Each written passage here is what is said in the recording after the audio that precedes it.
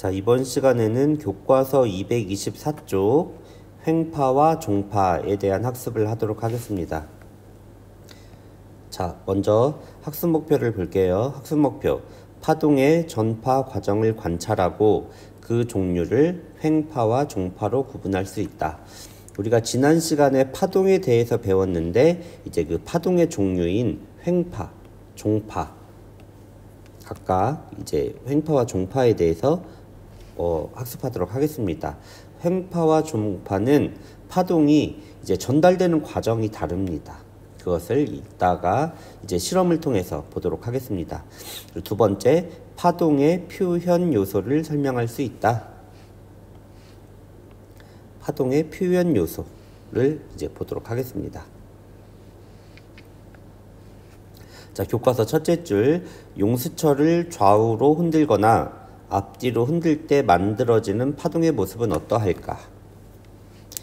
자, 용수철을 첫 번째 좌우로 흔들기, 그리고 두 번째 앞뒤로 흔들기. 좌우로 흔들 때 우리는 횡파가 만들어지고, 그리고 앞뒤로 흔들 때 종파의 모습을 관찰할 수 있습니다. 그래서 이 실험 해보기를 통해서 횡파와 종파의 모습이 어떤지 우리가 이제 용수철을 가지고 우리가 보게 될 것입니다. 이제 실험을 같이 보고 이 해보기를 해보도록 합시다. 이번 시간에는 용수철을 이용하여 횡파와 종파의 모습을 관찰하고, 횡파와 종파는 어떤 특징이 있는지 알아보겠습니다.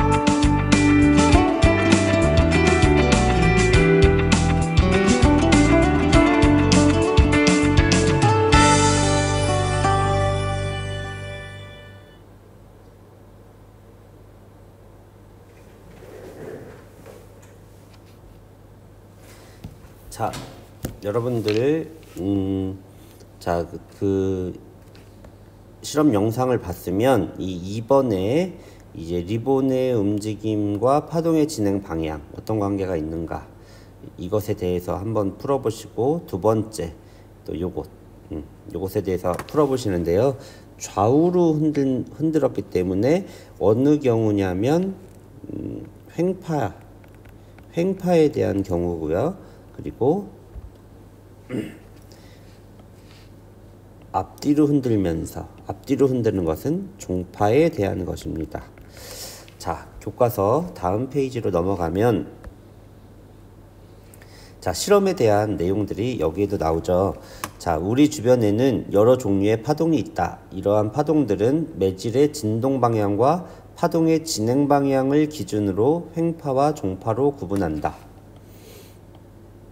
자, 횡파와 종파를 구분하는 게 어떻게 구분하냐면, 매질의 진동 방향과 파동의 진행 방향, 나란하냐 아니면 수직이냐, 뭐 이렇게 구분합니다. 셋째 줄, 용수철의 끝을 좌우로 흔들면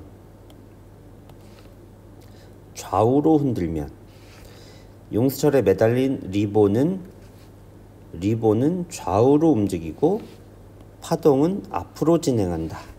이처럼 매질의 진동 방향과 파동의 진행 방향이 서로 수직인 파동.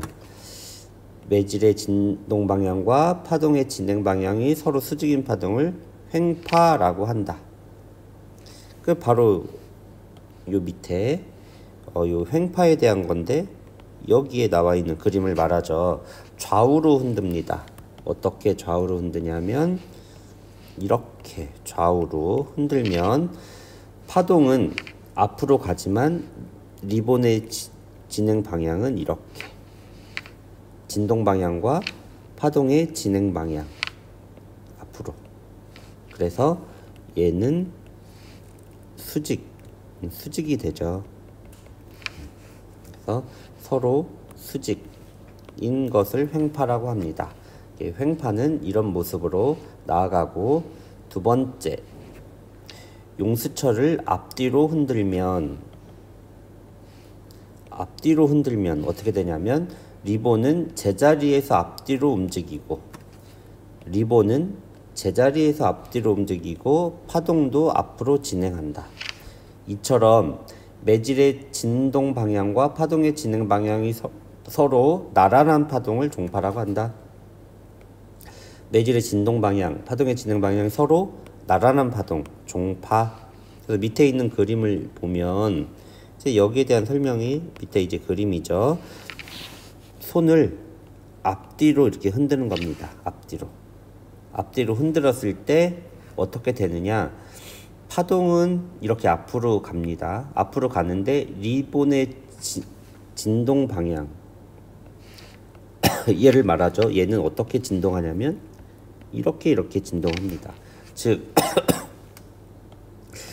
파동의 진행 방향은 앞으로 가는데 리본의 진동 방향도 이렇게 앞뒤로 되기 때문에 서로 어떻게 되냐면 나란하다. 서로 나란한. 자, 이런 것을 우리는 종파라고 합니다. 자, 다음 페이지로 가서 파동의 표현. 파동에는 이제 여러 가지 용어들이 있습니다. 그래서 용어가 뭐가 있냐면 마루라는 게 있어요. 마루. 그리고 골이라는 게 있고, 그리고 파장이라는 게 있고, 진폭이라는 게 있습니다. 자, 마루는 뭐냐면 매질 위치가 가장 높은 곳을 마루. 그래서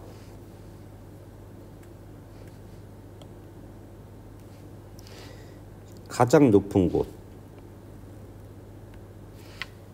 이곳을 마루라고 합니다. 가장 높은 곳. 그리고 가장 낮은 곳, 골이라고 합니다. 가장 낮은 곳. 이렇게 맨 밑에 골짜기, 가장 낮은 곳. 그리고 마루에서 마루 또는 골에서 골까지의 거리.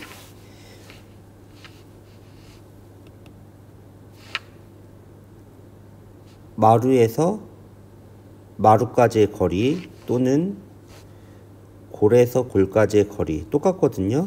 요것을 우리는 파장이라고 합니다. 파장. 이것은 파장. 그 다음 진동 중심에서 마루 또는 골까지의 거리를 진폭이라고 하는데, 중심이 바로 어디냐면 이게 중심이에요. 중심에서 끝까지. 그래서 이만큼 또는 여기서 보면 이만큼, 여기서 보면 이만큼 이게 진폭입니다. 진폭. 진폭. 조심해야 될 것은 진폭은 중심부터 끝까지예요. 중심부터 끝까지. 근데 이제 우리가 파동이 그림으로 나오면 중심이 이렇게 그려져 있지 않은 경우가 대부분이에요. 그래서 파동을 그리면 파동이 이렇게 있다고 하면 실수하는 게 뭐냐면 여기부터 여기까지 이것을 진폭이라고 생각할 수 있는데 진폭이 이게 아니에요. 진폭은 중심부터, 그래서 중심을 이렇게 그리고 중심부터 끝까지 요게 진폭이다. 또는 여기 진폭이다. 알겠죠? 조심해야 됩니다. 자, 다음. 파동이 전파되는 과정에서 마루였던 지점이 다시 마루가 되는데 걸리는 시간을 주기라고 한다. 마루였던 지점이 다시 마루가 되는데 걸리는 시간을 주기라고 한다. 즉, 파동이 한 번 진동하는 데 걸리는 시간, 한 번 진동하는 데 걸리는 시간을 의미합니다. 그래서 단위로는 초를 사용해요. 그래서 몇 초 동안 이렇게 진동했느냐, 뭐 한 번이냐, 두 번이냐, 또 파동이 1초 동안 진동한 횟수,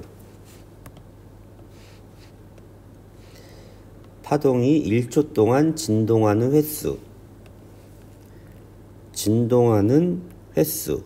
그래서 그것을 진동수라고 합니다. 1초 동안 몇 번 왔다 갔다 했느냐. 그래서 주기는 한 번 왔다 갔다 하는데 걸리는 시간이라고 하면 진동은 1초에 몇 번 왔다 갔다 했느냐.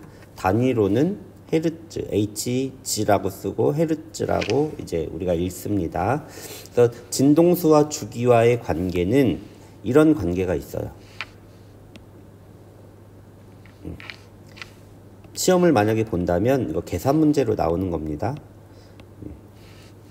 그냥 대입해서 풀어주면 됩니다. 주기와 진동수는 역수관계이다. 자, 물음. 1분 동안 180번 진동하는 파동이 있다.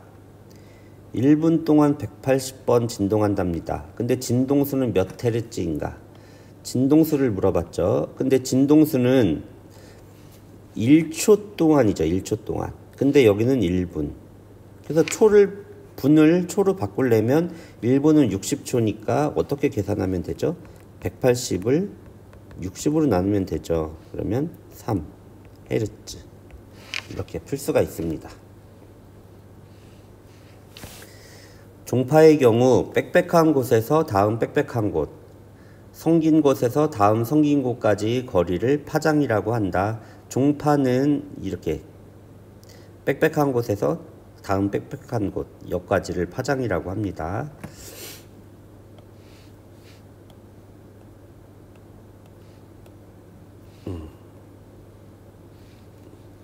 파장. 또는 여기부터 여기까지, 이것도 마찬가지로 파장. 그게 요 말이에요. 성긴 곳에서 다음 성긴 곳까지 거리.